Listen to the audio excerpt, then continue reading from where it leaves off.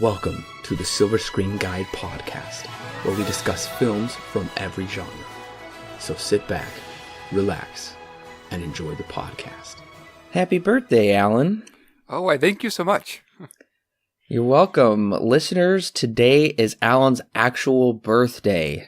Yeah, okay, not really. It's about a month after my actual birthday. We just have the schedule kind of laid out. Usually we don't record when my birthday rolls around. It's usually like the week or two afterwards. And last week was, let's see, what movie was it last week?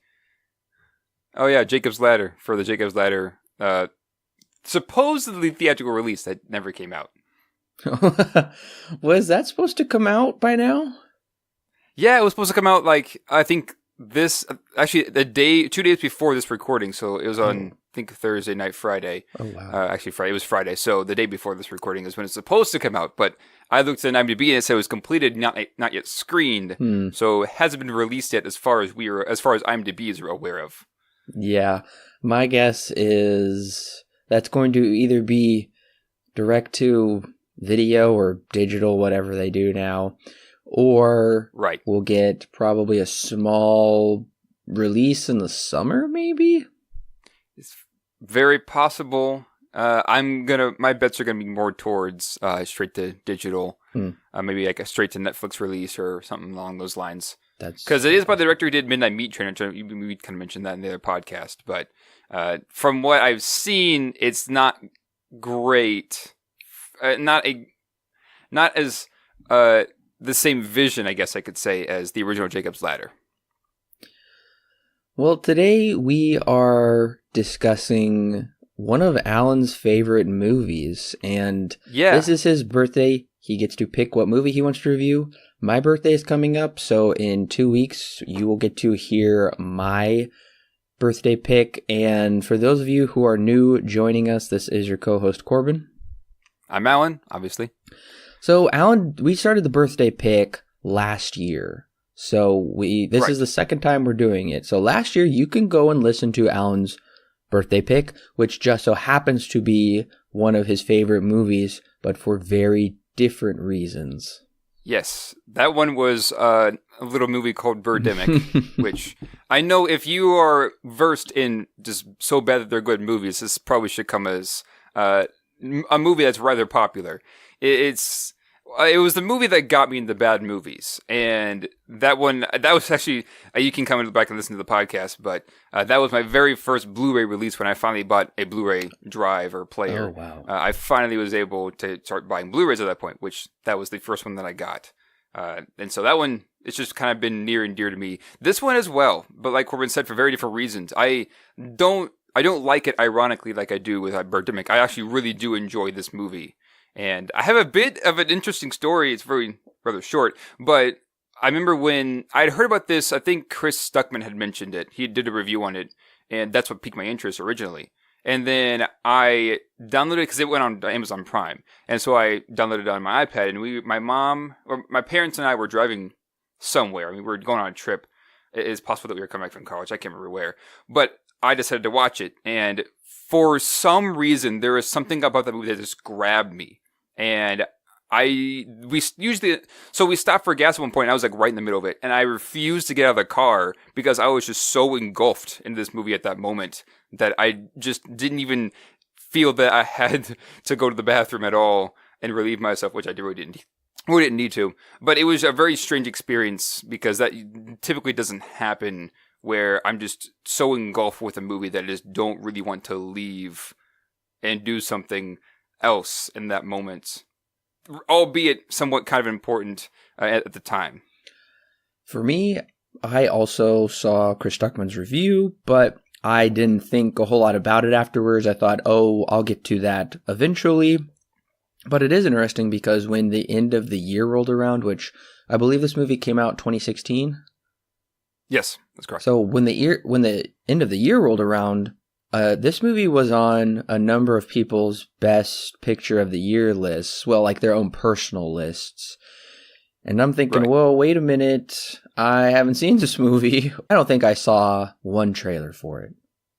Yeah, I don't think I did either. I think I may have seen it floating around IMDb once or twice before I heard about it with Chris Stuckman's review, but that was really about it. So I hadn't heard of this movie at all, but I had heard Chris Stuckman loved it. Allen was really interested in it. I don't know how. Did you see this in 2016 or did you see it 2017? Do you remember? I am not entirely sure. I think I saw it in 2017. Okay. I want to say that was when it was, because I know when I bought the Blu-ray, I brought it over to your house and we watched it at your house, I'm pretty sure. Yeah. And I feel like that would have been in 2017 when I got that. So that was the first time I did see it, when Allen said, I've got this Blu-ray, I really like it, I'm going to bring it over. And this was kind of when you were in your contemplative indie phase, we might call it, because the previous movie you had brought over was A Ghost Story. That's right, yes. And I kind of remember you saying they're like a tiny bit similar in certain ways. And I'm like, okay, I'm interested. Let's hear it. Let's see it. So that was the first time I saw it, which was quite a while ago now, and I hadn't seen it since. Right. So I think I have an idea, but what was your initial reaction to this movie when I first showed it to you? My initial reaction was I thought it was fine. I think I liked the simplicity of it, the beauty of their relationship and home life, but I know you loved it a lot more than I did. Yes, I kind of got that vibe when we were talking about it. How many times have you seen this movie? It's not double digits. I want to say probably 6 or 7 times. Okay. Because I know I watched it once when I was in the car, once with you. I showed my roommate and I showed my brother. And I know I watched it one other time between then. So yeah, about 6 times, 6 or 7 times, I would say, that I've seen this movie. Gotcha. Okay. I looked it up, and you brought it over in May 2018, which makes sense since you would be home for the summer. So that's the last time we saw it, May 2018. Really? Not quite a year it's been. I thought it was much longer than that. Okay. Interesting. Mm-hmm. So I have a little thing to say. I don't want to toot my own horn, listeners, but this movie features a lot of poetry, and I did win a poetry prize, so I might know a thing or two about the poetry. Yeah, that was my initial feelings when I first watched it, and I wanted to show it to you, because I figured you would at least latch on to that aspect of the movie. Oh, that's right. I remember that. Yeah. So we'll see if your opinions have changed going into it now, almost getting close to a year later. Yes. Since your initial watching. We shall see. But first, before we get too far into the podcast, I guess we should give a little bit of background info. There isn't much. I looked it up on Wikipedia and other articles, and there really isn't much there. No. Aside from the fact that the production began in 2014, which 2 years before release, it was shot in 30 days. In about 2016, early 2016, it was revealed that Adam Driver and, oh dear, so you can say this, Gul Shafeth Farahani. She's been in Pirates of the Caribbean, Dead Men Tell No Tales, and Exodus Gods and Kings recently. So she's not an unpopular name. She's been in other movies. Okay. But those two were revealed to be the main leads in this movie. It was shot mostly on location in Paterson, New Jersey, which is an actual place, and other places in New York. Rod Paget, or Paget, I guess.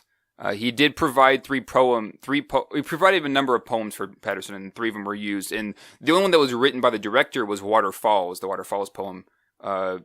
Jim Jarmusch wrote that himself. And Jim Jarmusch, he's not, I guess, a very well-known director. He's done a lot of movies, but none of which that I've really heard of or seen. So that's not to say he's not a good filmmaker. I just haven't really heard of anything that he's worked with. But anyways, the budget was $5 million. Oh yeah, this is an Amazon Studios movie. Budget was $5 million. It made $10.8 million in the box office, which is still which is good for its budget. IMDb score of 7.4, no cinema score, which I didn't really expect to have one anyways, and a 96% of Rotten Tomatoes just to compensate for the cinema score. And I know that it won quite universal acclaim when it was released from a lot of critics. But yeah, never went on to win any Oscars. It won a bunch of awards from different film festivals, but never got into the Oscars of I guess it was the 2017 Oscars. It didn't get anything from that. But aside from that, that's really the only background info that I could find with this movie. It's which I also kind of expected there not to be too much of. I have never heard of Jim Jarmusch. I've never seen one of his movies until Paterson.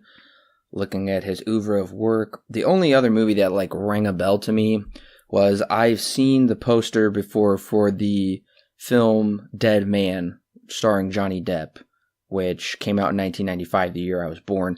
Haven't seen it, but he's worked with some pretty big name actors, but they're all very indie films. He worked with Bill Murray, Winona Ryder, Tilda Swinton, John Hurt. So I've never seen any of these movies. I would be intrigued to see some of them. It appears he was an actor in Sling Blade, which was a pretty big movie at the time and is still remembered by some people as pretty good. So I don't know this guy from Adam, and everything he's done has high ratings from what I've seen. It's kind of highly regarded, but it's all indie, and I doubt he will ever go mainstream. Right. And I know I've heard the name Jim Jarmusch before, but like I said, I had not seen any of his works up until Paterson.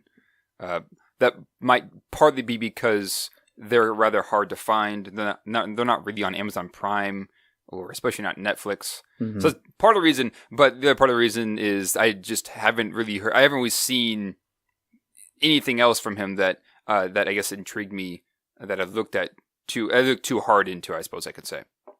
So Jim Jarmusch, once again, he's not an absent name. I know of him, but aside from Paterson, I'm not very versed in his filmography. What I find interesting is Adam Driver is in this movie, and honestly, Adam Driver is kind of the ultimate mainstream indie actor now, where he is Kylo Ren, arguably the biggest series of all time. But he's also in a number of indie projects, such as this one as well, so he kind of goes back and forth between that. And this year, he is up for the Oscar for his role in BlacKkKlansman. So it's interesting how popular he's become, because he was a Marine, and you do see the character Paterson was a Marine as well. And after being a Marine, he's like, hey, I want to be an actor. Kind of like Steve Buscemi was a firefighter. Right. And then he's like, you know what? I want to be an actor. And then he's like he's like a super well-known actor.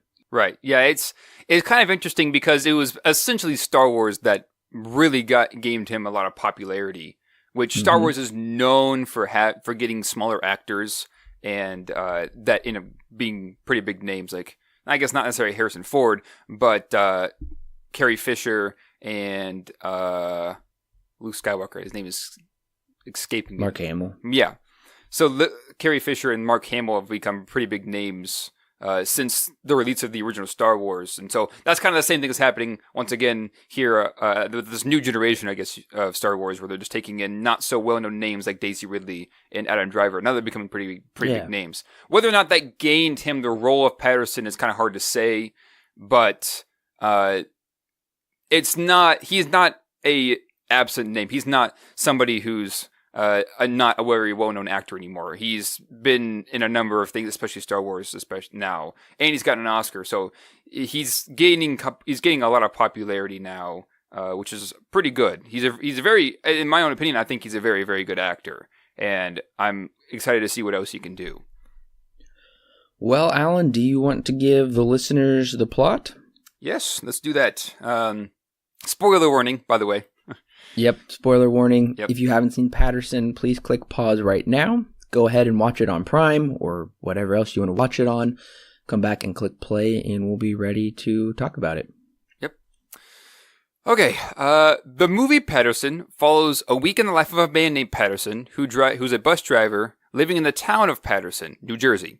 Every morning he wakes up around 6:15, kisses his wife or girlfriend Laura. The movie doesn't exactly say what relationship they are. Listens to a dream that she may have had that night, and then heads to work. After work, he comes home, eats dinner, and once the sun goes down, walks their dog Marvin to the bar where he often talks to Doc, Marie, and occasionally Everett. In many ways, Paterson lives a very normal, boring life. He doesn't own a phone or any kind of technology, claiming that the world will operate fine without them. Instead, he is a poet. He often takes inspiration from daily activities to construct a poem. Throughout the week, we observe Paterson's life and meet a wide variety of characters. Doc, who owns the bar in Paterson, he visits every night. Marie is constantly running away from her past lover, Everett, who Everett is head over heels for her and is an actor. Laura is very eccentric, constantly trying new things and baking cupcakes for the farmer's market, painting shower curtains with her signature black and white circles or lines, and even ordering a guitar because she just has a dream of becoming a country singer. But Paterson often comes across other poets, an aspiring rapper crafting a song, Paul Laurence Dunbar, while waiting for his clothes to finish washing by the nearby laundromat, a 10-year-old girl waiting for her mother and twin sister in the back alleyways of the bus station, and most importantly, a Japanese man hailing from Osaka, Japan, who came to see the city that William Carlos Williams was from, which is Paterson. Also is Paterson, the character, is his main inspiration, one of his favorite poets of all time. In this final conversation with the man from Osaka, where is when Paterson learns that life is a poem in and of itself, and even the most ordinary lives have great poetic value to it. The Japanese poet hands Paterson a blank notebook and says sometimes a blank page holds the most possibilities before walking away. This pulls Paterson out of his depression that he was previously in after Marvin whipped up his secret notebook that held all of his poems. With the inspiration of the Japanese poet, Paterson begins constructing a new poem leading into the beginning of the next week as he gets up to begin his new routine with the new notebook as credits roll. Paterson is a day in the life of this man, which is kind of unique that this movie does take you through the individual days and does its best to give you the entirety of the day in kind of a truncated version, but we get everything that he goes through. Right. It's in a lot of ways, Paterson is kind of an anti-movie because to somebody who is, I guess you could say, more versed in, more American cinema, they would probably come out of this movie saying, oh, nothing happened, which is kind of the point. Nothing really exciting ever really happens in this movie. But once again, there's a reason for that to be that way. It's showing more that the most ordinary lives hold great poetic value. Even the most ordinary lives, which at the very end of the movie, when he's having the conversation with the Japanese poet, the guy kind of explains that there were even poets that had very ordinary lives, but they went on to become very good poets, very popular poets. It's a very interesting message to send, and even from a filmmaking standpoint, it's very interesting to see a movie that takes its time to not show things that you would assume would happen. Like for instance, the dog. At one point, a car drives up and a guy says, "You better be careful. That dog is worth a lot of cash, a lot of money. Someone might steal it from you." And then that never comes about. Small things like that, and I'll mention a few more a bit later, but.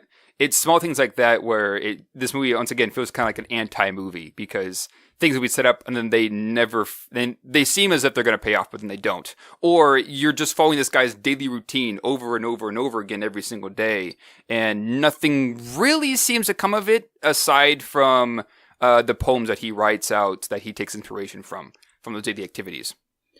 Yeah, it's kind of... It's a breath of fresh air that this movie isn't... Because I was reading one person's review, and they were saying, in a world where every movie, something crazy has to happen or go wrong, they were saying, I was expecting Paterson halfway through to snap. Kind of like First Reformed, where halfway through, it takes this dark twist. So I'm like... I hadn't seen First Reformed yet because it wasn't out, but you get what I'm saying by comparing the two where you're thinking, oh, it's so nice, but then halfway through, there's going to be this dark twist, kind of like in the movie The Gift, and he's going to become the bad guy, and he's going to start driving his bus into people or something. Right. And that never happened, so I was glad. I was like, oh, so the world isn't full of darkness. We can have happy movies too. Right. So yeah, it's very interesting the number of times that they set something up, supposedly, and then you would assume that, oh, that's going to happen. Once again, the dog, where you're kind of led to believe that the dog is going to get taken, never happens. In fact, and it's never even brought up again after that day. Right. It's just small, interesting things like that, which some might think is an oversight in the script process, but I would argue that it is the complete opposite, that there's good reason for it to be there. Not just that it was looked over when they were writing the script. Right. This is not The Secret Life of Walter Mitty, where he lives a mundane life, but then he has extraordinary delusions of grandeur, essentially. Yeah, there was a lot of times where I was a bit on edge, because even when we do watch, what do you say, kind of a just calm, mundane-esque sort of film where everything is going right, there's usually some type of conflict that goes wrong. Right. That's just a basic story structure, is you have to have some kind of conflict, and there has to be some kind of rising action and falling action. This movie, I guess you could say, might have those in bits and pieces, but it's mostly just a realistic look at this man's life. And it's super well shot. I have to bring that up. From the first shot, I'm like, whoa, this is super well shot. Oh, man. It's just super. And really gets you into his environment and his life. And the movie does a fantastic job of making you feel like you're a part of his life. Right. And it's just kind of funny because, once again, this movie doesn't really have too much, I guess, excitement to it. But even when I watched it initially, I was surprised about how engaging this movie really is, at least from my own personal standpoint. Because, once again, there's nothing really all that special going on here, from maybe somebody else's view, where it's just like a day in the life or a week in the life of this man, Paterson. But it's when you look back, because everything that happens in this movie will come back at some point. Whether that be mentioned again, like the bus could have blown into a big fireball. One of the old ladies, one of the older twins walks out when they're walking on the bus. They mention that. And then Doc in the bar mentions it again. And then Laura back at home mentions that again, that the buses could have exploded into a big fireball, when in reality that would have never happened. It's just interesting that there are just small details that will eventually come back. And if they don't come back outwardly expressed, they're usually expressed through his poems, which you always take inspiration from the world around him. And there are even moments, like in the bar, for example, when there's one short scene, I forget what day it is, but there's one short scene where Paterson goes to the bar. Doc is flirting with one of the customers at the other end, and Paterson's just kind of left alone, and he's sitting there taking in all the sounds and visuals around him, and he's kind of you can see the gears turning in his head, where he's kind of crafting this poem around him. Things like that. There are small bits and pieces like that that'll come out of nowhere, and always work itself back into the story in some kind of way. Right. And you got my gears thinking about those things where everything kind of comes back on itself. And this movie could have chosen a certain worldview that could have kind of made this kind of a depressing ending. But I believe because of his conversation with what is he? You said he's from Osaka? Yeah. He is known as the Japanese poet in the credits. That's the only name he's given. Okay. The man from Osaka sounds like either something from Kill Bill or something from Isle of Dogs. So, yeah. I thought that was funny. But that probably end in his conversation with the one guy who has a heartbreak. Oh, yeah, Everett. Everett, that's right, Everett. Those, we get a resolution because Paterson's poems are ripped up. But we do have those glimmers of hope there at the end, and kind of like some kind of like restoration and some satisfaction there. So that gives me hope for Paterson and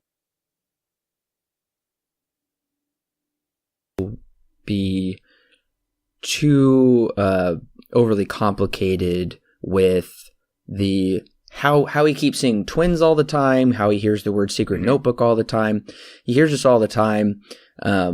This could have easily kind of went into the Nietzschean ethic of eternal return, which is what we see in the movie Eternal Sunshine of the Spotless Mind, where ultimately they kind of have a doomed relationship, but they just constantly repeat it over and over again. And that kind of gives us no real satisfaction for either of them if they're just kind of doomed to repeat their relationship. So we could think, oh man, Paterson sees these constant reoccurrences and he's just going to go into a constant repetition of his week. So maybe he's falling into eternal return. But I don't really think that's the case because of his conversations there at the end. Oh, yeah. No, absolutely. You're absolutely right. And it's kind of interesting because really the whole movie kind of has this interesting tone where it's like somewhat melancholic, but also still very hopeful because you have a lot of conversations that end up being rather funny in nature. With, like, for instance, one that's just off the top of my head is when Doc, I think it's when Doc is actually introduced, he is playing chess. And Paterson asks, who are you playing chess against? He goes, myself. Yeah. Which we learn later he's practicing for the chess tournament that's happening that weekend. But yeah, you're absolutely right. This movie very well, in many ways, pretty much could have, or maybe even should have, depending on how it wanted to go about it, showed Paterson leave off Paterson in this very depressed state. Essentially, the whole movie is Paterson in this crossroads, which is kind of also explains the whole tone in general. He's at this crossroads where his life is... He's getting rather old at this point. He's about 30-ish in this movie, I would say. And he's getting to a point where his life is not... He doesn't think his life is really anything that's special. His job is a bus driver in a small town in New Jersey called Paterson, which he just happens to share the same name with.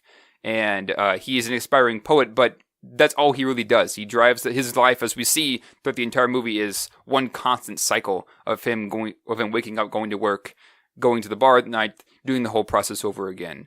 And so he runs the danger of essentially becoming depressed and not living with any joy in his life, which I would say is kind of shown through the character of Donnie, who is the coordinator for the bus depot, where he will come up to Paterson every day and ask him if he's ready to roll and send him on his way. But then I think the second day it's the first day, he starts talking about... Paterson asks him, what's going on? And he just lists off everything that's going on in his life. Like his kid needs braces. He has a strange rash on his back, things like that. He's finding the worst things in life. And that's the character that's also kind of showing that Paterson could become that guy. But then you've also got on the other side, Laura, who's very eccentric, always trying new things. It's kind of like a risk. It's also a movie that has a big theme in there of taking risks, which she really wants him to get out there and publish his poem. So yeah, this whole movie is essentially Paterson realizing, especially through the Japanese poet, that poetry, life itself is very poetic, and that he can find the joy in life of anything that he does, no matter how ordinary the life. Right, and I found it a little uncanny watching this movie because, I'll be honest, listeners, this is kind of like watching my life play out, not quite to a T, but very close with just where I'm at in my life right now. So, but I will say that it gives me some reassurance. Because I really think it's beautiful. I think it's a nice change of pace. And Paterson as a character teaches us lessons of contentment and finding beauty with a simple life. And I think that's vastly important. And I really do admire someone wanted to make a movie about that. So I do believe Paterson has a lot of lessons to be learned. And in that way, I think it is... it's important that we have this figure of Paterson that really does kind of give us this example. Sure, driving the bus isn't what he wants to do. He wants to be a poet, but I think it's really kind of beautiful to watch this couple live humbly within their means and still find a lot of joy and contentment in life and still do the things they love, even though most likely she won't become rock star, whatever, singer, and right. Who knows? He probably may never have his poems published, but nonetheless, I guess that doesn't really matter as if they achieve that kind of worldly acclaim and fame, because I don't think either of them truly want that. I think they just kind of want that joy of just kind of being together, living their life, and loving each other, being happy. Yeah, exactly. And it's also kind of funny, too, because when you really think about it, the lesson that's learned here in Paterson is relatively small. Seeing the joy, that's not to say it's not important, but the lesson he learns will change his life forever, which is usually what needs to happen in a movie. But it's also something that's, once again, a somewhat small lesson to learn here, but the movie kind of also explores this idea a bit more.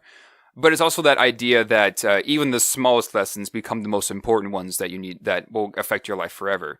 Which in this movie ends up being the one that we've mentioned it many times before. Every life is so poetic in its own unique way, no matter how ordinary you think that your life is. And yeah, it's interesting. Really, even getting down to how this movie is constructed, because typically movies follow the usual 3-act structure. You mentioned it just a second ago. You have like the setup, the rising action, the climax, and then the resolution, right? It's their typical 3-act structure. This movie doesn't really follow that per se. It's more of a 7-act structure. Every day almost feels like its own act. Or you could even say this movie's constructed like a poem. The 7 days are representative of 7 stanzas to a poem, with the first 5 being very similar in style and in construction, and the last 2 being the weekend days, being very different and kind of like the wrapping up the whole idea. One criticism that I do have for this movie is I believe the screenwriting could have dug a bit deeper with its desire for transcendence, because Paterson, we see a lot of the physical world, but Paterson is able to appreciate and enjoy the beauty of this world, and he translates that into poems. He's able to do that with just a simple box of matches. He looks at a waterfall, and you see kind of in a beautiful editing sequence how what he's thinking in his mind, these images are blended over each other, and they come out in a beautiful poem.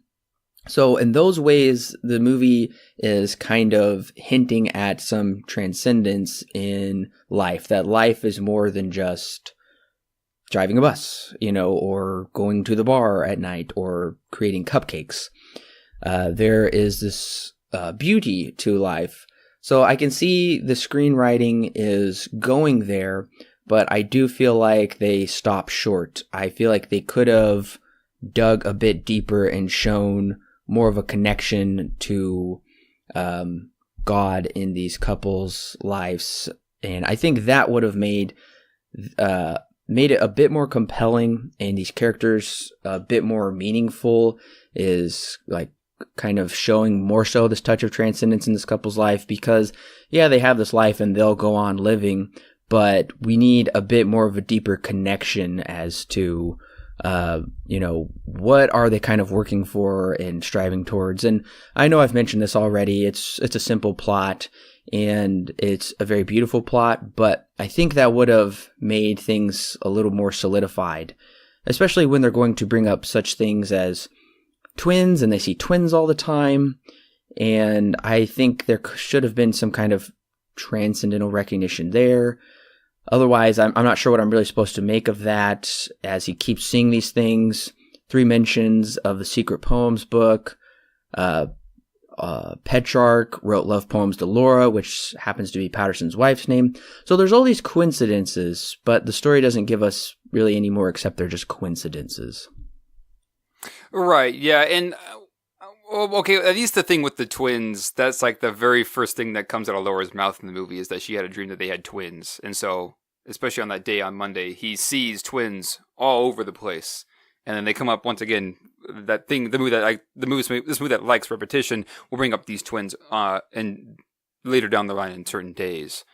But yeah, I can agree with you that this movie, even from an artistic value kind of viewpoint, I think that it could have even then gone a bit farther, and maybe instead of it does.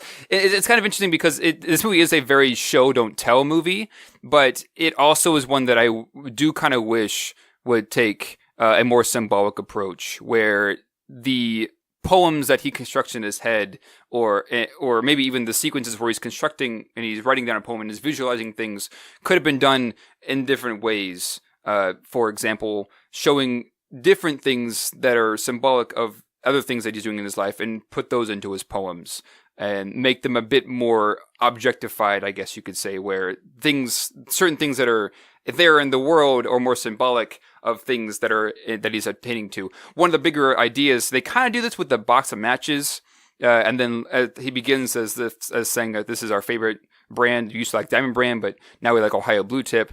And then he will take that, and then later on in the movie, he brings it up and says that the match lights the flame like of our love between the two of them. And it's something like that is what I mean. If they put some more of that kind of artistic value to it, I think it might be able to dig a little bit deeper underneath the surface. Not to say this movie is surface level, but it would have been able to dig a bit deeper with what it's trying to show. Alan, I'm really interested to hear what some of your favorite scenes are in this movie, because I have about 3 favorite scenes that I really love. But first, I want to hear your favorite scenes.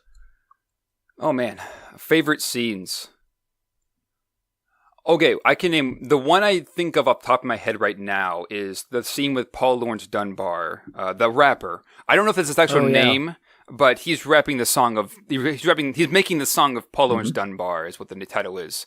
And that scene really sticks out to me because it's one of the few... It's one of the scenes parallel to the Japanese poet and the 10-year-old girl later on, where he's essentially meeting another poet and seeing how his life and how in his life he's able to construct this poem while he's waiting on his laundry to finish, which is also kind of unique in and of itself. He never comes back ever again, but that's the reason kind of why I love it so much, is because he meets a fellow poet, and he kind of is a bit of an inspiration. He kind of is a bit of an inspiration for Paterson. A bit later on, it's a very small, almost non-existent scene that exists, but I find to be very, very important. That's one of my favorite ones. What are yours? The 3 that stuck out to me, the first one is when Laura wants to learn how to play the guitar, and she asks her husband for the money, and I think this is really sweet. First of all, she wants to learn to play the guitar, and she has this really simple, almost childlike dream, and Paterson doesn't put her down for it, but he affirms her dream, and I think that's a wonderful example of how a husband should be. And I think just overall, Paterson is like nearly the perfect example of how we should be. I don't know if he really has any flaws, which might be something they might have done, is maybe in one scene he could have had maybe a bit more of a flaw or something to help us identify with him just a little bit more. But nevertheless, we do want somebody that we can look up to, and Paterson is just that. So that was one of my first scenes that I really loved, but it's not my favorite scene. My favorite scene is where Paterson talks with the little girl who's waiting for her mom and sister. And I love that Paterson is the good Samaritan of this story. He walks by, sees the girl sitting there. He instantly is concerned for her. You know, I wouldn't want my little girl sitting down by the old factories by herself. Right. But he's such a protector. He's such a kind guy. Most people would want to go home. They wouldn't care. They would just care about propping their feet up and taking a rest. But he cares. And I really love how he just sits with her. And it's really sweet how they can find something to bond over poetry. And my third favorite scene is when his wife plays the guitar for him for the first time. I love that scene. Yeah. I'm going to disagree a little bit when you said that Paterson doesn't really have any flaws. I would say that he absolutely does, because I mentioned this earlier when he has the potential of falling into this depression where he doesn't really find the value in life. That's one of them. But also, he seems to be a person who doesn't like to say no to many people. And it's scary because the character of Paterson is very similar to how I operate. What I think is what my initial draw came from is the character of Paterson and the way that my mind works are scarily similar in a lot of scenes. And I think that really shows in this scene with Laura. And that's not to say he should have said no to Laura, but more to the fact that he's always saying yes to her. And I think there was really only one time in the movie when he actually does say no, and that's towards the end, when his book is ripped up. And then she says, maybe I should go out. And he goes, no, you stay here. It's fine. I'll go out. It's interesting that that's really the only time he ever says no to her, which now, of course, the movie doesn't exactly take this and have a life lesson because that would greatly take away from the movie, but it's kind of an interesting character trait that he has that is not necessarily the greatest trait to have, where you're just constantly saying yes all the time. He's a very reluctant person, but always ends up agreeing or going along with things. I would say that even though he doesn't seem like he has a lot of flaws, they're more of very subtle ones. That he's not a perfect person, but is very much somebody that is meant to be looked up to. At least when you want to find the joy in life, just really for anybody. Yeah, that's definitely a good point that you brought up, is his lack of assertiveness in life is, right. Yeah, that's definitely a flaw, is we as individuals need to remain that way. And just because you're in a relationship, that doesn't mean you have to say yes to everything your partner wants or does, per se. That doesn't give you the right to be rude or right. you know what I'm saying. So yeah, I would have actually liked that if now this is just the way the character was written, which is completely fine, and I'm sure they wrote him that way on purpose. But that is a good point. That is probably something we should not look up to or imitate, is being submissive to the point of I don't know. You got to be assertive sometimes. That's just not realistic, as to be that submissive. That's a good point as well. I guess I would also say, right, the more that I think about it, his other flaw is that he won't make a copy of his poems.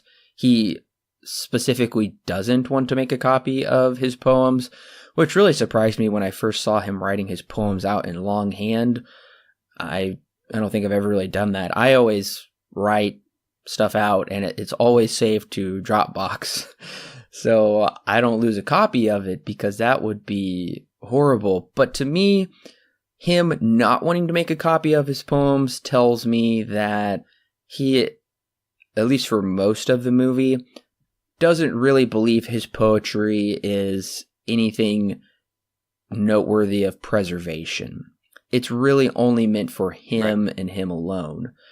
And while that's fine to write poetry for yourself, poetry is also definitely meant to be shared with the world, because you're kind of sharing this universal truth through poetry somehow. And so that's definitely a flaw, is, I would say, probably his lack of self-confidence. Oh, yeah, absolutely. And even taking that a bit further with that lack of self-confidence, it is also not the fact that he is very self-conscious and doesn't think he's a great poet, although that is part of it. I would say the other half of it, too, is that he's just naturally a very private person. Once again, I've connected to this on a much deeper level than I think I ever have with any other character, is that he's a very, like I said, he's a very private person. He doesn't really want to give out his poems because he's scared of maybe even criticism or the fact that someone might read those poems. That's not necessarily that, not completely that isn't a great poet, but that is a very big reason for it. But more to the fact that popularity just kind of scares him a bit. This also kind of goes down to the job he has. He's a bus driver. With a bus driver, you don't really talk to anybody when you're doing your job. You're just there to operate the bus and get people from point A to point B. That's really the only thing you have to do.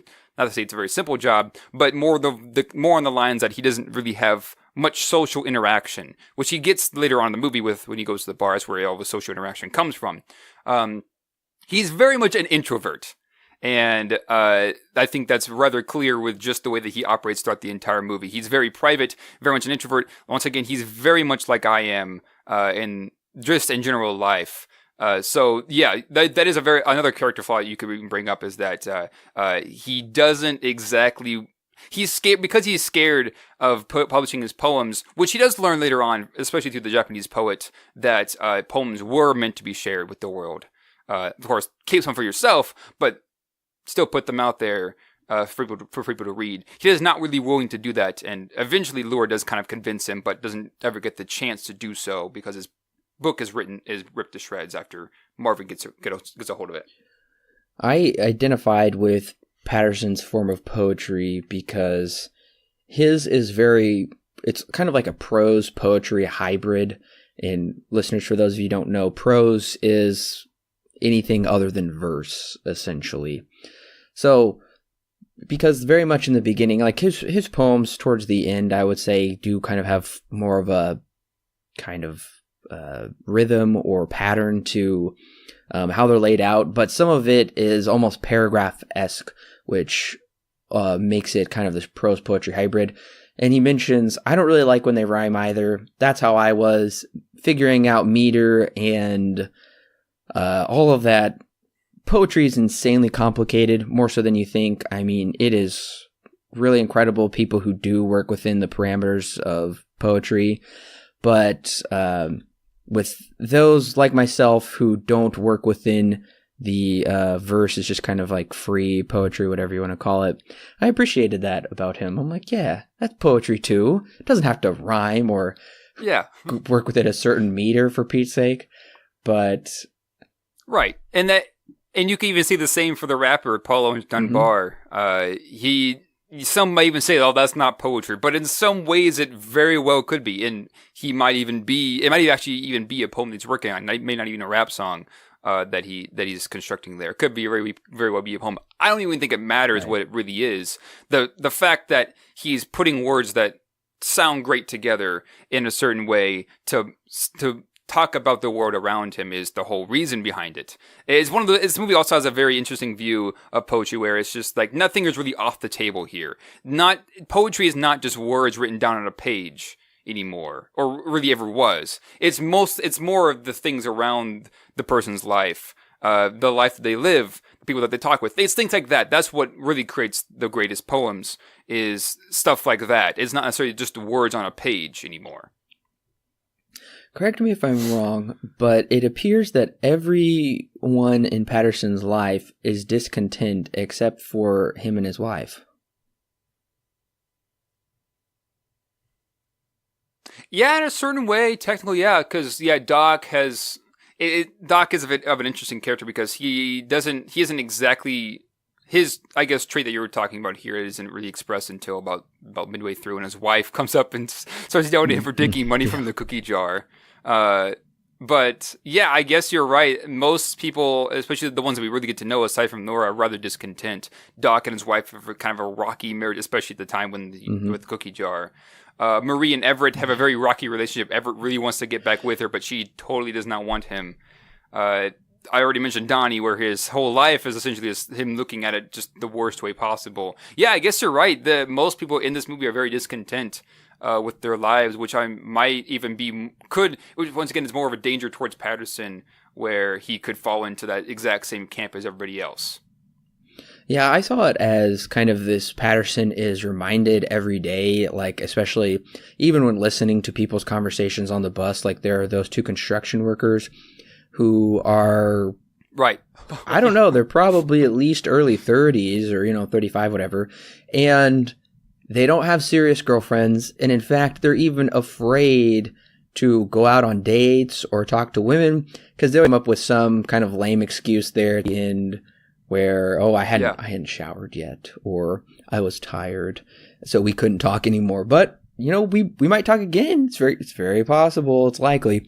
I thought that was a funny conversation they had, and to me, it's hilarious. That is kind of like Paterson listening in, and at least this is the way I took it. As if I were him, I would be thankful I had a loving wife, and I'm not 35 and this is happening, or I'm not Everett and Marie, who have this comical on again, off again relationship. And then we even see Doc has problems as well. So I just found that interesting how we don't get anybody else who has their life really together except for Paterson, which you could say the film is making a case for,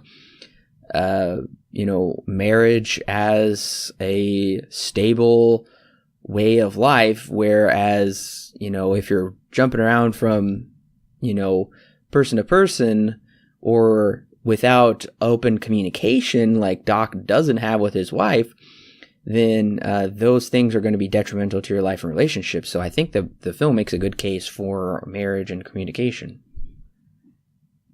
Right. It's also kind of interesting, too, because there are a lot of relationships that are in this movie that I think really every single one of them, except for Laura and Paterson, really don't work out great. Doc and his wife, when she's introduced, the only scene that she's in, she's yelling at him for stealing money. Of course, Marie and Everett have a very rocky relationship. And then I guess even going aside the main side characters, you have the two extras with the construction workers, where the conversation is just really, really funny because they're just trying to one up each other. That's really all it is. And but you get the sense that they're not, like you said, not really content with taking a risk and going out and going on a date with somebody. That's also kind of parallel to Paterson himself not wanting to take the risk of publishing his poems or making copies of them as well. And it's just kind of funny that you're right. It's interesting that Laura and him have almost a perfect relationship, almost.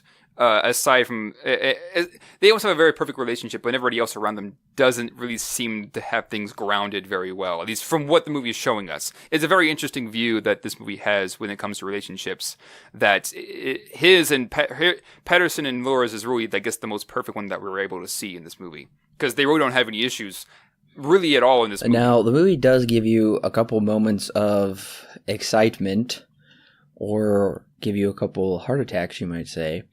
And because I told you when I first saw this, I'm like, something has to go wrong eventually. Even, the most basic of your, simple kid-like movies that you would think of, something goes wrong. The dog runs away. Oh no, we got to find the dog, which I was sure was happening when he came out and pushed the mailbox over. I'm like, oh, he's running away. No, he's just pushing the mailbox over to give Paterson a little grief on his way home, give him something to do. But the first time, it's just one of those other things that you could add to the list, like Donnie, where it's just like, I gotta come home every day and reposition the mailbox because it just keeps falling over. It's just one of those stupid things. So the first time the gangsters roll up, I'm like, oh my gosh. But it's not bad. And I'm thinking, you know what? I judged them before I even knew them. Now, that doesn't mean we shouldn't be cautious, but I'm also like, you know what? Shouldn't judge a book by its cover. Shouldn't be afraid that everybody is out to get you because they might look like gangsters or something. So that was a funny scene. But the scene that probably got me the most was when Everett pulls the gun. And I'm like, oh my gosh, I can't believe we went there. What? Oh no. And then that's a really great scene. It's a really heart-pounding scene. And then you realize it's just foam pellets. And Paterson doesn't believe he's a hero, which I thought was interesting because he's also Marine. So I don't know. That's an interesting character exploration there. Yeah, it's also kind of funny because Paterson is really shook up and everything. The adrenaline is just pumping through his body. But nobody else is. Like just shaking almost after he tackles Everett. Yeah, everybody else is just like, nice job, Paterson. He's like, yeah, okay, sure. It's interesting. This movie also ends up finding the humor in a lot of situations too. Even with Doc and his wife, it's naturally a very funny conversation because it's money from a cookie jar. And she's making a huge deal out of it, which is naturally just a really funny thing to see. Then, of course, this scene with Everett, after he tackles Everett, he's shaken up and adrenaline's just flowing, just going a million miles an hour in his body. And he's just like, yeah, oh, okay, catching his breath. But yeah, you're very correct. It's interesting. This movie brings up these moments where you think something's going to happen, and then they just don't really pay off in the way that you would expect.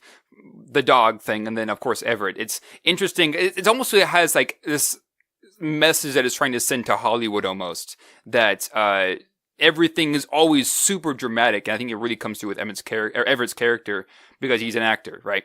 And so what I think this movie is trying to show is that the movie does not need to be, how do I say this? You can still make a great movie without being super over dramatic. I think is what one of the things this movie is trying to point out with this, with especially Everett's character, because he's very over dramatic to a point where he decides to pull a gun, which ends up being a toy gun, which is even kind of funny in and of itself, out on his ex-girlfriend because she won't get back together with him. There are a number of moments in this movie where this kind of thing happens, where the movie would set up something, the bus exploding into a fireball, the dog being stolen, Everett pulling a gun out in the bar, that never really go anywhere. Or if they do, with Everett, it's kind of a disappointment where it's not an actual gun, it's a gun with foam pellets, it's a fake gun. It's interesting that this movie brings this up a number of different times. It is kind of as if it's saying to Hollywood, you can still make a good movie without being super over dramatic about things. 9 times out of 10, life isn't going to be insane. And that's what this movie is showing. Exactly. Is he is living a pretty normal life. 9 times out of 10, it's not. Something insane is not going to happen. A plane is not going to drop on his house and they're going to become radioactive mole people, Right. So in that way, I do really like that. They do subvert our expectations on a number of occasions where in a world filled of over-the-top occurrences and movies, and nonetheless, I think that's just probably good screenwriting, is to subvert our expectations or believe that something could happen that wouldn't. And I would say that the second time around, I could breathe easier watching the movie, because I know that he's not going to get shot in a drive-by and his dog's going to get stolen. This isn't John Wick, okay, where his dog gets killed and he goes after everybody.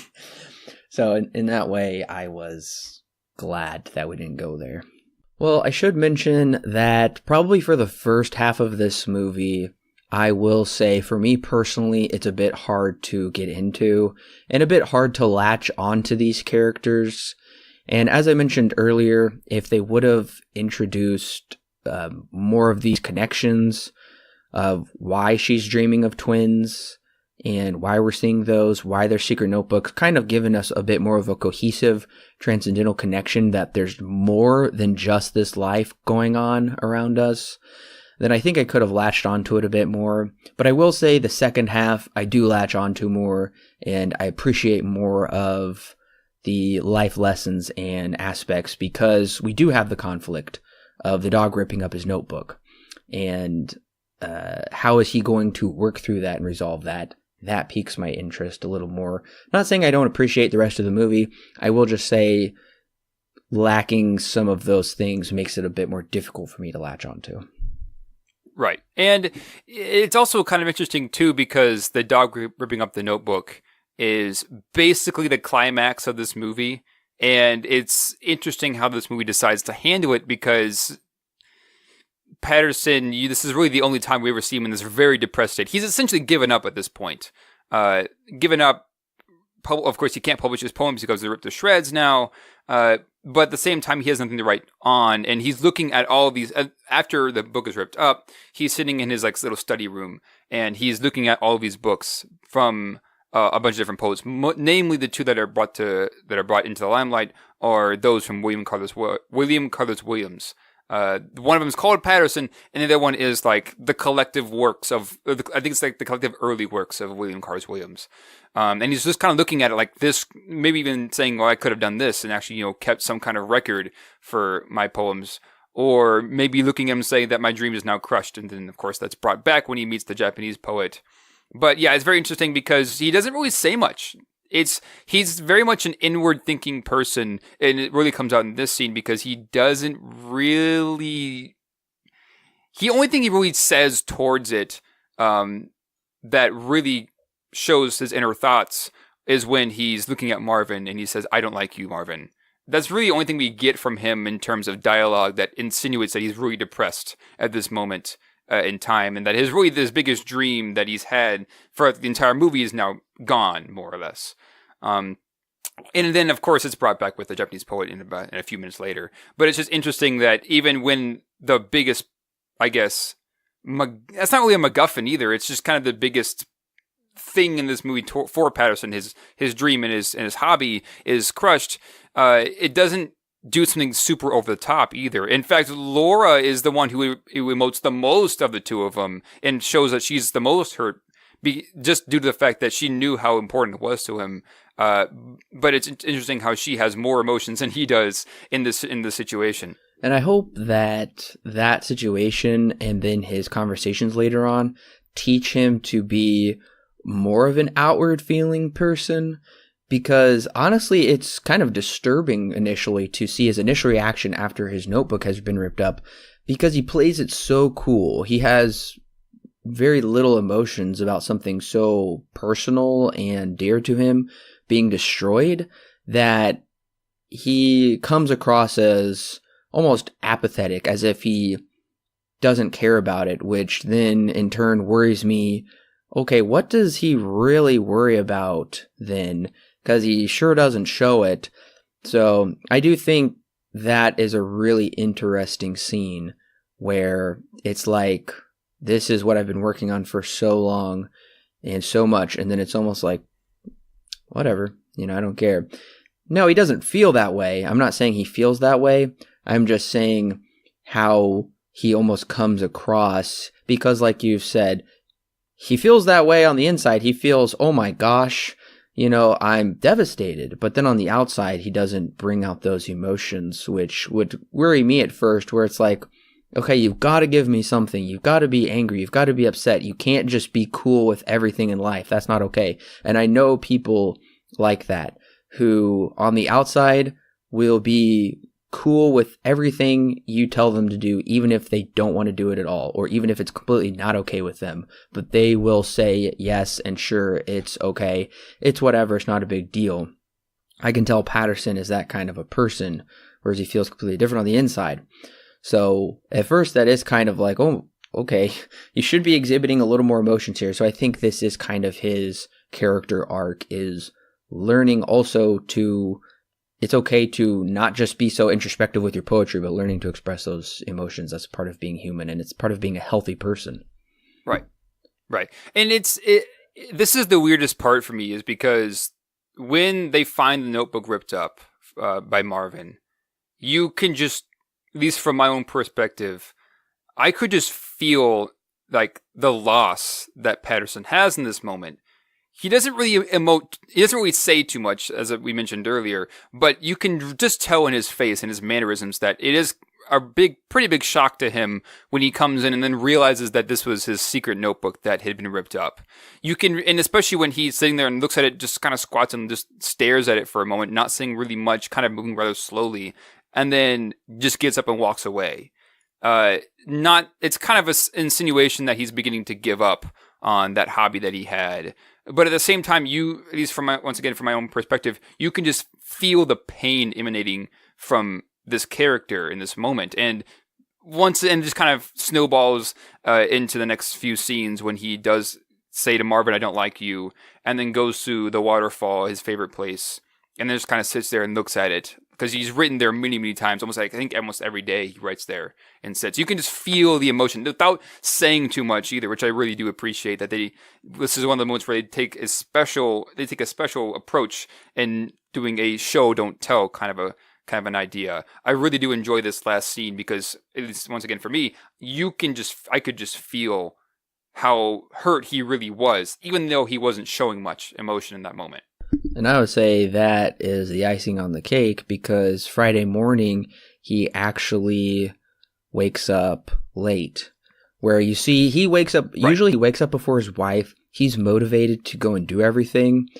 But on Friday, he's really not that motivated, at least to get up, whereas she's really motivated to go do her cupcake business. And she says, well, someday something inside you just doesn't want to get up, right? And she says, ever feel like that? And he just says, today. And to me, that kind of seems like he's kind of running out of steam possibly there at the end of the week. And then especially with his poem being ripped up, then he's just kind of like, well, it kind of like turns into Eeyore there. You know, it's like, what's good in life anyway, okay? And, but then he has those conversations, which I think lift his spirits up. Right. And there's a very special emphasis on conversation in this movie because every conversation has a great point to it, especially the ones when he meets the fellow poets. Those always end up having the greatest lessons to be learned, or the greatest, not maybe giving him more of a feeling that he is not alone in this world of being a poet, because poetry is not necessarily something that's very popular, just kind of in general. That's just how it is with society.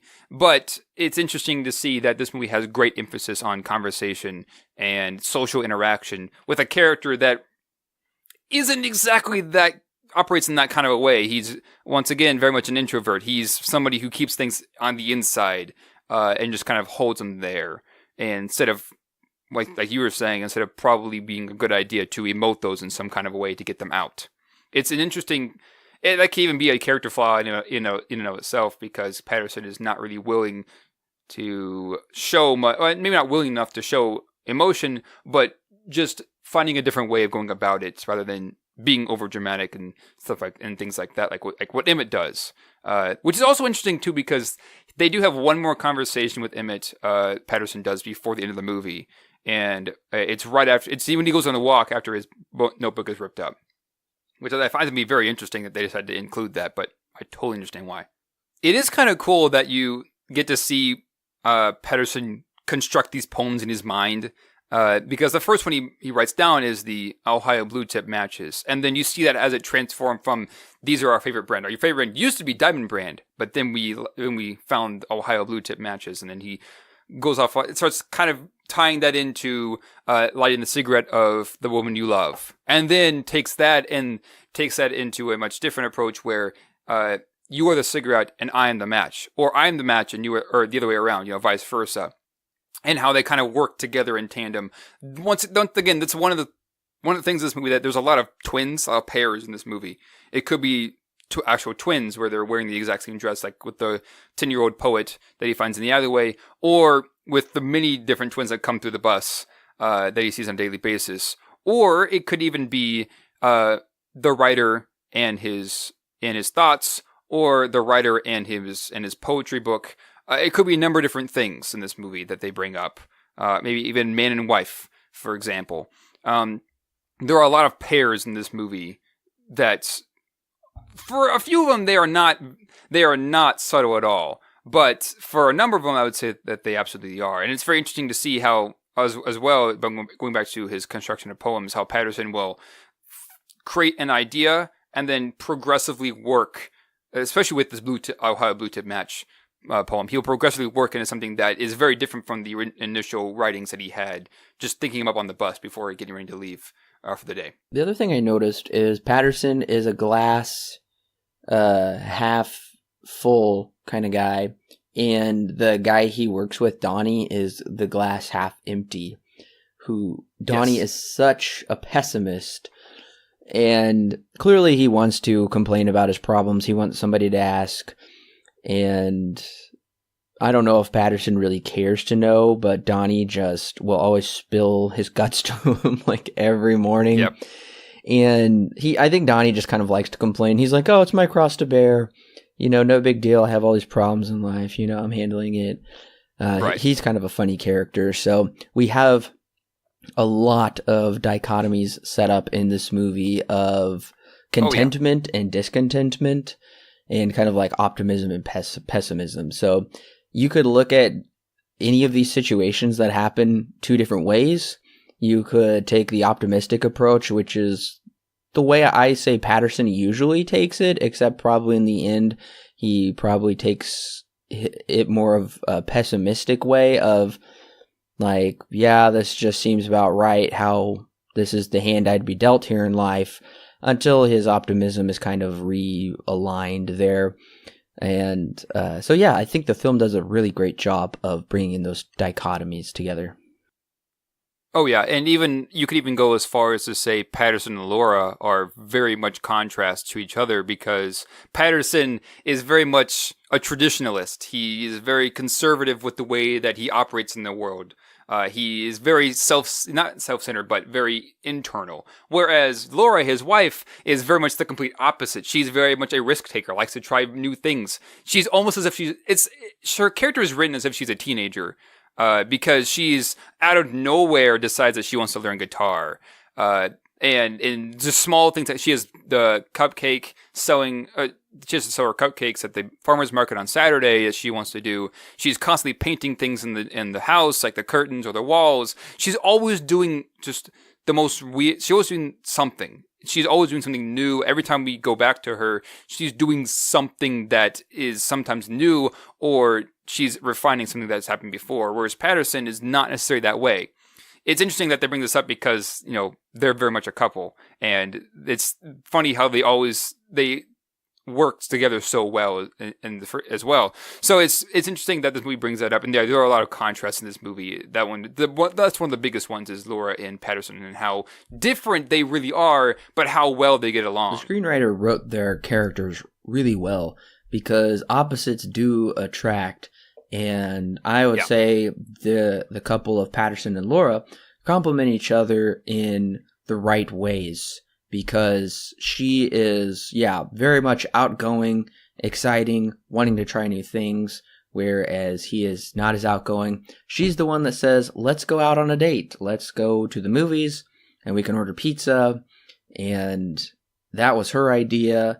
And she wants to go play the guitar and do cupcakes, whereas he's content to take the dog on a walk, go to have a beer every night, which he writes about how that does bring him joy, is just going down to the local pub and just kind of having a relaxing evening talking with people, where she wants to go bright and early to the, bake sale, market, whatever, and sell her cupcakes.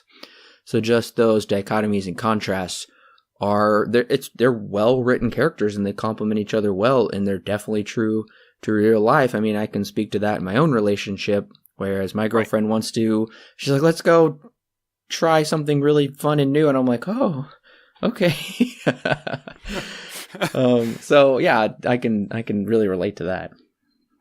Yeah, and it's also interesting too, because there kind of is, but in a lot of ways, there really isn't an antagonist in the story. You could probably say that Paterson himself is the antagonist, both the antagonist and the protagonist here, but that really does not even come into play until the very end of the movie, at least not in terms of affecting how the main character operates in the story. Everything else than that is just kind of without really both of them for a lot of it. It's just Paterson living his normal life, and then eventually comes to this conclusion after many conversations and different people giving him ideas that there's more to life than just what he's doing. And that's how where poetry comes into this, is that life itself is the poem as well. It's interesting that once again, there really isn't that much of an antagonist, and how well this movie operates without using that antagonist to maneuver and almost force the main character to do something, to move out of their comfort zone. Once again, up until I'd say the very end of the movie. Yeah, I mean, in life, I don't think we really have antagonists per se. I mean, you might have a coworker that's annoying, but I don't know if they're your mortal enemy. I mean, right. So yeah, I don't have this antagonist, this opposite me in life, just like Paterson doesn't really either. It's just my own choices will cause me either frustration or, so yeah, like you said, in that way, Paterson is his own antagonist. He set himself up for failure by not making a copy of his notebook. And that kind of goes to the old maxim, you reap what you sow. So kind of we get to see like their choices and consequences play out just accordingly to what they did or didn't do. Right. Right. And that also kind of goes with this movie kind of breaking a few conventions of just natural filmmaking, at least the filmmaking that you typically see from mainly Hollywood. There is, like I said, like I mentioned before, there's really no 3-act structure here. It's very much 6 or 7, you could say, where every day is its own act, or even in the way that's constructed in poems, kind of in a poem sense, a different stanza.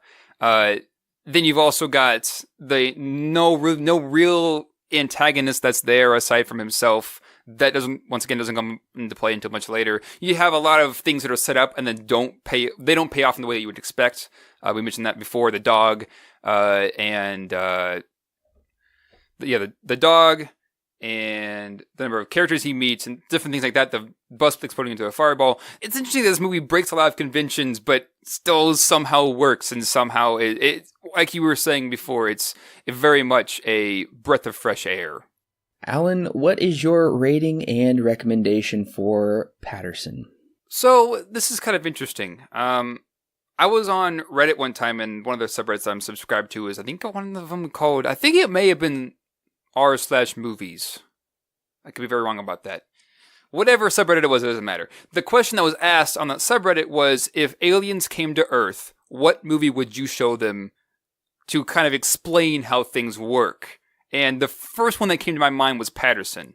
Not really sure why. I mean, I do know now, but that was the first thing that came to my mind was this movie. And I put that out there, and a lot of people were just like, oh yeah, I didn't think about that.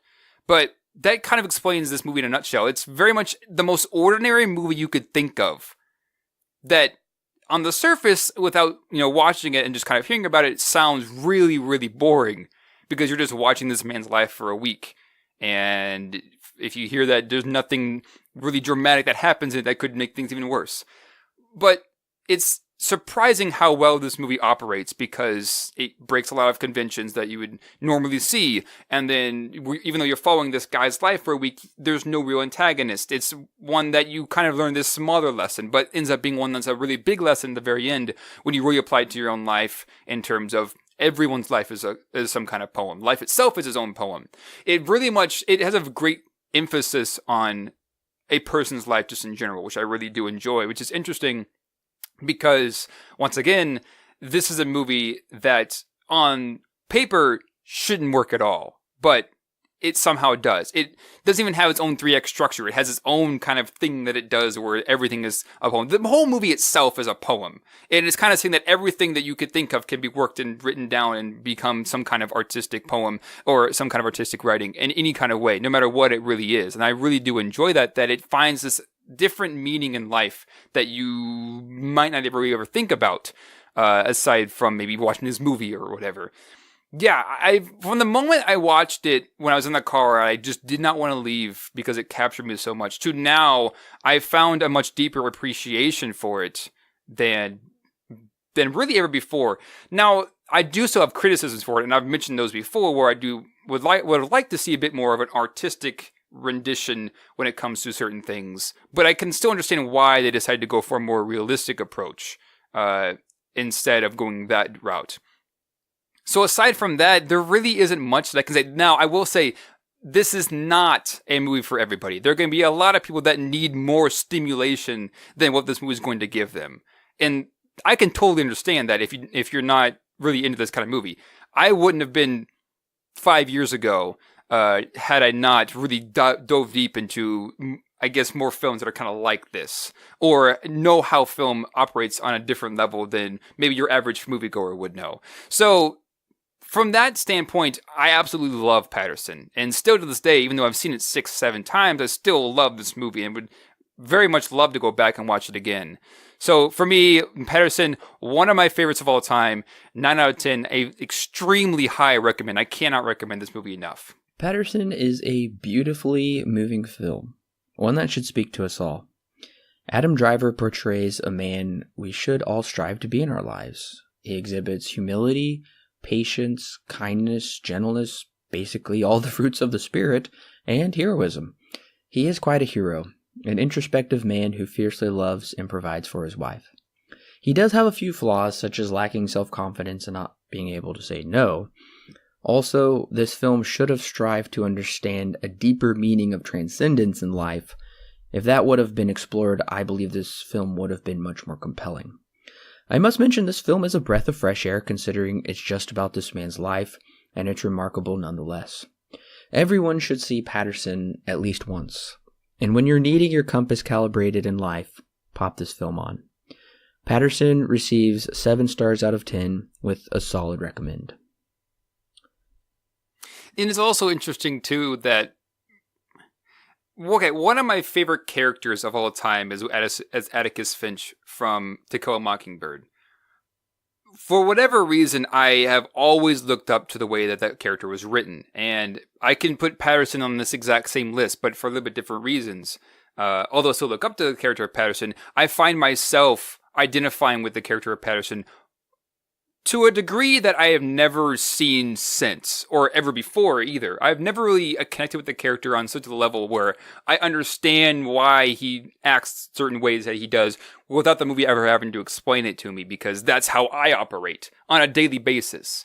It's interesting that I have a movie that I can say that essentially I'm seeing myself on screen almost, which is somewhat kind of scary, but at the same time, also a breath of fresh air to see not just a character that is so similar to me, but also a movie that kind of rewrites a lot of typical tropes in just cinema in general. Well, Alan, you chose well for your birthday pick. I'm really glad we got to discuss this movie in depth. Yeah. I'm going to be honest with you, I considered doing something bad again, but the more I thought about it, I was just like, well, maybe next year. Maybe not this time. Perhaps next year. I do want to review a bad movie again because it's fun. Oh yeah, absolutely. We'll have to put that on the schedule sometime. But yeah, this is one of my newer favorites that I have. This is not one that I've had a favorite for like years. This is relatively new. I think I've added it to the list just recently. The more I thought about it, and the more I watched it. I also want to do a review, audio commentary for a bad movie. That would be fun as well. Oh, that would be fun. That'd be very fun. Listeners, I still don't know what I'm doing for my birthday pick, but that's okay because we still have one more movie in between reviewing my birthday pick, and that is the 2018 reimagining of Suspiria. We are finishing up our Three Mothers trilogy. Well, there's a 4th movie here now, so it's not really as such. Yeah. It's interesting because it's not really a part of the trilogy. It's just kind of its own thing, but it's a remake of a movie that was in the trilogy. So it's still a trilogy with a remake. It is trilogy plus.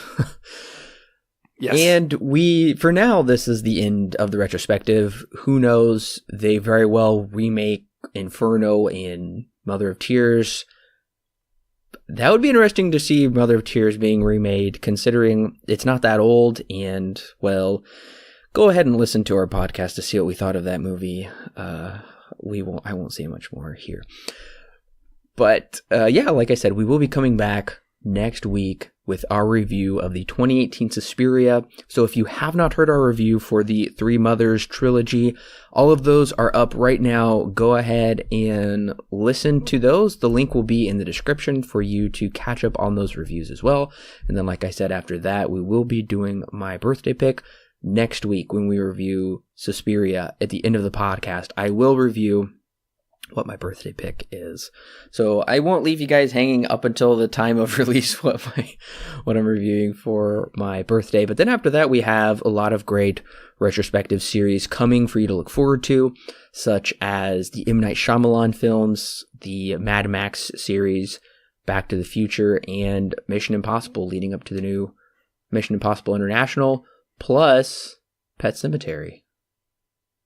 And it also should be noted that we're not starting with Sixth Sense when it comes to the M. Night Shyamalan review. No, we're starting with Praying with Anger.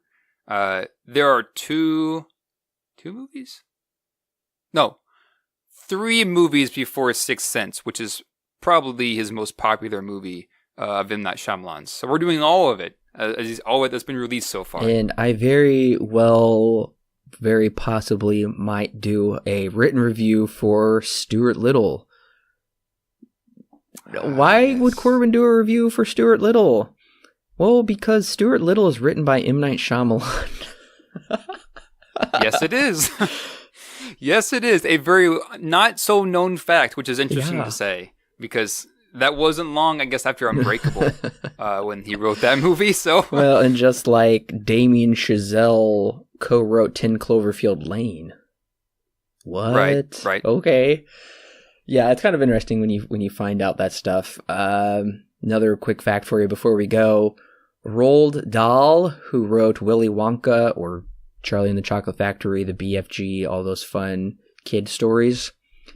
He wrote the James Bond movie. I'm pretty sure You Only Live Twice. I think that's what it's called. It's the Sean Connery one. He wrote the James Bond movie. I'm like sitting there watching the opening credits. It's like written by Roald Dahl. I'm like the writer of Charlie and the Chocolate Factory. Wait a minute. That's weird. Yeah. I know I've seen a scene or two from that. It was on TV one time. I was like, okay, I know this is a Bond movie, but I don't know which one. I eventually found it. Well, I could be wrong on the title, but it's the one where he goes to Japan and they fight in the volcano crater. So look that one up. It's pretty easy to find. It's where Sean Connery goes through surgery to look Asian. Oh, dear. Oh, no. That just sounds amazing. It is amazing. Oh, gosh. For reasons that are not because it's a well-made film, but quite the opposite. So, listeners, a lot to look forward to. So make sure to click subscribe right now. Share this podcast with your friends and family. We love talking about movies, and we love talking about them with you. The greater the community we have here on Silver Screen Guide, the better, because it's better to get all kinds of different thoughts and opinions. We want to know, have you seen Paterson? What did you think of Paterson? We want to discuss that with you as well. We don't just want to discuss it with each other. We also want to hear what you have to say about the movie and your insights and how it impacted you as well. So make sure to leave those comments in the description below. Also, if you are listening on iTunes, then please give us a 5-star rating. That does really help us in the rankings there on iTunes. It helps other people find our podcast as well. So, like I said, we can have a greater community of film lovers to discuss film with. So we do really appreciate hearing what you have to say and hearing your feedback. And make sure to subscribe on Facebook, Twitter, your favorite social media platform of your choice. You can also subscribe through email. That's another great way. You can do that through our website, which is in the link in the description below. That's another great way to stay up to date on everything that we publish. If you subscribe through that, you will not miss a beat. We do send out a newsletter every Friday around lunchtime. So when you do go to lunch on Friday while you're at work, that'll give you a little something to look forward to. You can read or catch up on the new podcast here on the show. So once again, thank you for joining me, Alan. Yeah, sure thing. I'm looking forward to coming back to Suspiria next week. The trailer looked incredible. I'm hoping it's not too naughty with some naughty scenes like Mother of Tears was. That was right over the top. Hopefully it's not as grotesque as some of that as well there at the end. So we'll find out. But next week, yeah, I'm excited. I've been wanting to see this. We were trying to see it a while back, but then guess what didn't come to any theater around me? It was only there for one day, and I couldn't get to it. It was this movie, so we had to postpone it. We really didn't have to wait too long, though. No, not too long. Could be much worse. But it was. We also will be coming to you with our. We will be coming to you on Oscar night, because we will be watching the Oscars together. We will see every single Best Picture nominee before the Oscars debuts February 24th, so make sure to mark your calendars for that. Just to let you know, if you do have a Regal Cinema near you, you can buy a festival pass for $35, and that'll let you see all of the Best Picture nominees, excluding Roma. That is a Netflix exclusive, so you'll need to sign up to Netflix for that. But nevertheless, you can go see all of them, which is pretty beneficial because all of the nominees are they comprise like so many categories, so you can knock out a lot of the categories as well because they've been nominated for so many different ones. So, and I know Alan has quite the plan. I do believe, yes, I do know that AMC is doing the same thing with the Best Picture nominations, although Roma is also absent from that list because it is on Netflix. But yes, from the sounds of things, I might be driving 2.5 hours to see Mirai, which is the only animated feature that I have left to see now. So, I don't know if that's going to happen just yet, but I'm planning to work towards that just because it's crazy enough from just like, hey, that would be fun. Plus, I want to see that movie before the Oscars come around anyways to get a real judgment on animated features, at least. My dad and I, we started watching, we watched our first Oscar-nominated film last night, so Oscar watching has begun. I am going to do my best to watch all of them, and I most likely will see next to all of them, except for some of the impossible-to-find ones that... Like the foreign language movies. Aside from Roma, they're pretty non-existent. Cold War is coming out on Prime a month after the Oscars. Perfect. Just in time. Wait. Yeah. Not. Great. Perfect. That's how it always works. Yeah, I know Mary Queen of Scots will be available to rent 2 days after the Oscars. I caught that on the very last day at the very last showing at my theater. To be fair, it was only one showing that day anyways. Yeah, so like last year, I saw 98%. I think there's only like 3 or 4 movies I didn't get to see. And that'll probably be the case this year, but that's okay. That's extremely difficult to do in 1 month anyway, and a little expensive as well. Yes, yeah. So, but I'm really looking forward to it. I love Oscar season, even if I think... some of this year's Oscars are strange for choices. They are. It'll be a very different Oscars than what we've ever been done before, because we have no host as well. So that'll be fun to see. I'm kind of hoping this will be the year the Academy gets its... Well, I'm hoping what has gone on this year has caused the Academy to realize they really do need to get it together with... treating this more of a film awards ceremony. So I'm hoping next year's Oscars will be a little more together and on track with everything. Yeah. But if it goes the route that the nomination list announcement went, it'll be a good ceremony, which was done. It was like blazing fast. It was done in like 25 minutes. It was way better than the year before with Tiffany Haddish and Andy Serkis. That took forever. She could barely read. Right. I don't blame her. It's early in the morning, but it doesn't really make for a compelling sit down to watch. Sure. It was just odd, and it was just an odd pairing. It was weird. This one worked really well, so hopefully that's a good sign. Yeah, hopefully that's just a sign for things to come. We can only hope and pray for another 22 days at this point, at the time of this recording. Well, listeners, we will be coming back to you next week with Suspiria, so make sure to stay tuned for that. Also, if you are interested in seeing all of the Oscar nominations and you want to know what all of those are, you can go over to Letterboxd. That's the word letter, box together with a D on the end. You can follow me on there because I did create a list of all of the Oscar nominated movies, and I have listed every single nomination that they are up for. So that's kind of a good way to keep track of those movies. Plus, you can see what movies I watched throughout the week and my thoughts on those as well. So if you want to go a little bit deeper beyond Silver Screen Guide, you can see what else I'm up to watching throughout the week as well. So listeners, thank you so much for joining us. You all are awesome. We really do appreciate you all listening. We hope to keep growing Silver Screen Guide, so spread the word and bring in more of your friends and listeners to join the conversation as well. Thank you, and we will see you next week with Suspiria.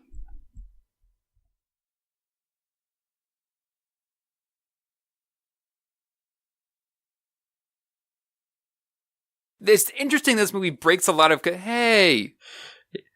I don't see you. Hey. Oh, there, now I see you. Are you there? Oh, hi. That was weird. Yeah, although I can't hear you. You froze for quite a while, and then... I was like, okay, I'm just going to hang up and call him back. And then as I click hang up, you just jittered and moved and said something all of a sudden, but then you didn't do anything more. And so I just hung up. Yeah. Oh, fun. Yeah, we're doing pretty good. Today was a good day. It was working just fine until now.